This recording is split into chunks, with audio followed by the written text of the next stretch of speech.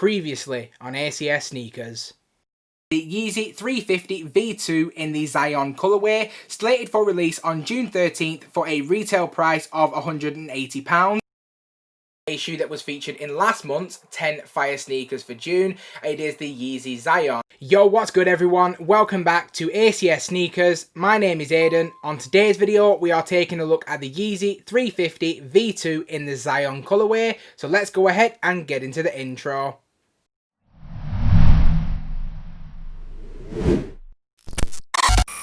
Initially releasing on July 18th for a retail price of £180, I managed to cop my pair via End Clothing on raffle, so a huge shout out to them. Here we have the Yeezy Zyon in hand, and taking a quick look at the label on the box, which reads Yeezy Boost 350 V2 in the Zyon colorway. So let's go ahead and get into the rest of my review. And here we go guys, I now have the Yeezy Zyon in hand, so let's get straight into my review. Starting out with the upper, which has been comprised using a light brown, dark brown crosshatch prime knit upper. This material is extremely soft underhand and is very premium in my opinion. This also does bear very similar resemblances to the shale colourway from last year, which is actually one of my favourite Yeezy 350 V2 colourways. And now taking a look at the lateral portion of the shoe, you can see that we have this deep maroon mesh stripe that runs right the way through the lateral portion of the shoe and also wraps around the heel and comes to a sudden stop on the medial side. Now, for anyone who is familiar with the earlier models of the 350 V2, you'll know that on those models there was almost a pixelated finish on the medial side, whereas on this edition it just comes to a sudden stop where the heel tab would usually be.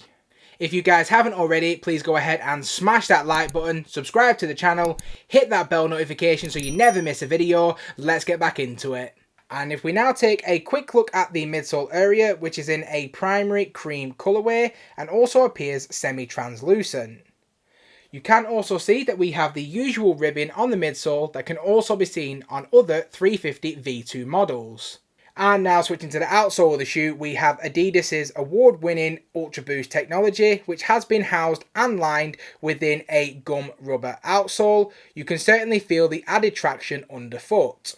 And now taking a quick look at the laces on the shoe, we have the tan rope laces, which I personally leave within the factory lacing. However, I do see people getting quite creative with their laces, but for me, I do feel that leaving them as factory laced looks a lot better on feet. And just underneath the laces, you can see that we have this light grey stitching that runs right the way through the centre of the shoe.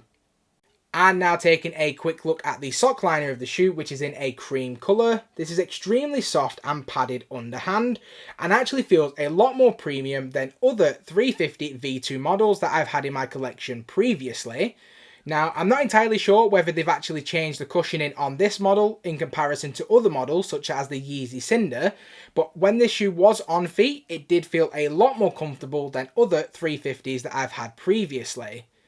If we then take a quick look at the heel portion of the sock liner, we have the usual 3M 3-stripe Adidas branding. And to finish taking a quick look at the insole, we have the tan insole with the Adidas Yeezy branding. And now taking a look at the heel of the shoe, you can see that the usual heel tab has been removed from this colourway. Now, I'm not entirely sure how they do decide which colourway will and won't feature the heel tab. However, as I covered on my review of the Yeezy Cinder, I do personally feel that the heel tab is an integral part of the model and is definitely fit for purpose in my opinion. I do always find it a lot easier to put the shoe on when I do have the heel tab on the shoe. It's not a big enough issue to not buy the shoe, but it is just a little bit of an annoyance for me as I do prefer it on this shoe. Now that pretty much wraps up the overview of the shoe itself, so now let's go ahead and get into my opinions on the shoe. And now switching over to the most important aspect of any sneaker, and that is the sneaker's comfortability. The Yeezy 350 V2 model is an extremely comfortable sneaker and doesn't require any breaking in time in my opinion.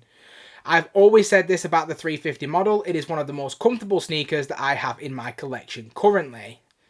In terms of the shoe's durability, I do believe that the 350 model is made extremely well and is going to be a very durable sneaker.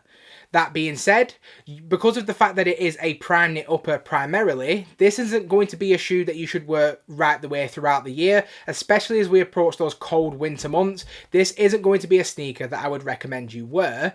So the durability, in my opinion, is absolutely fine for the summer and spring months, but it isn't something I would recommend that you wear in the later stages of the year. And in terms of sizing, I do recommend that you do go true to size. In my opinion, that will be the best reflection on you.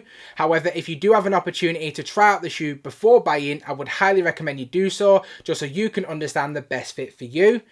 That being said, I do understand that this particular shoe never sits around on shelves, so if you can't try out the shoe before buying, I would recommend that you do go true to size. And in terms of my overall opinion on the shoe itself, I do give the Yeezy Zyon a solid 9 out of 10.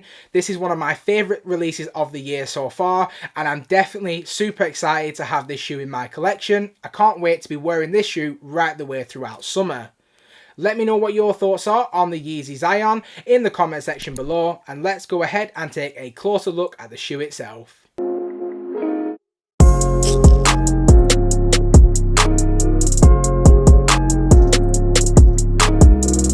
Now, I just want to say a huge thank you to everyone who stuck around to this point in the video. Please consider subscribing to my YouTube channel, hitting that bell notification, and I hope to see you again in the next one.